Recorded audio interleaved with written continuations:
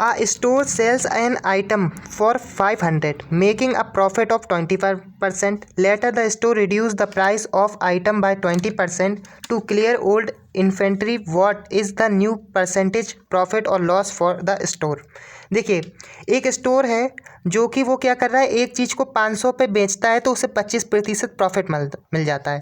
तो एक cost price होता है, एक सेलिंग प्राइस होता है। मान लीजिए कि उस दुकानदार ने किसी भी आइटम को किस में ख़रीदा होगा, 100 रुपये में ख़रीदा होगा, और फिर उसको वो 25% के क्या प्रॉफिट पे जब बेच रहा होगा तो वो कितने पे बेच रहा होगा, 125 पे। 100 का 125% कितना होता है, 25।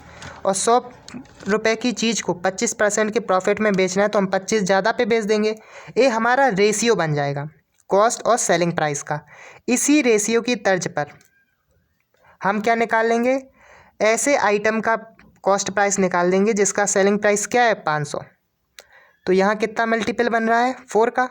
तो कॉस्ट प्राइस में भी 4 का मल्टीपल कर देंगे तो यहाँ हमारी कॉस्ट प्राइस कितनी आ गई, 400। यानी 400 रुपये की चीज़ को वो कितने पे बेच रहा है, 500 में, तब उसको प्रॉफिट मिल रहा है 100 रुपये का। 100 रुपये यानी 25% का, ठीक है।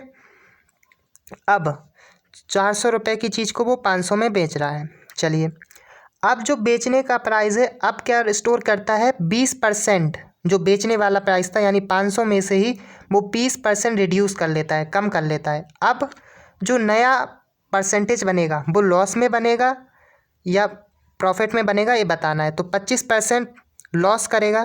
तो 25% लॉस करने पर वो क्या करेगा, तो 25% लॉस करने के लिए पहले तो 500 का हमें 20% निकालना होगा। तो 500 का 20% निकालेंगे, हम क्या करेंगे, 500 मल्टीपल 20/100। तो 2 से 2 कट गया, 2 से 5 बार, और 5 से कट गया 100 टाइम्स। तो यहाँ पे आ जाएगा कितना, 100। तो यहाँ 500 का 20% कितना होता है, 100। तो 100 हमें रिड्यूस करना है, तो किस में से, 500 में से।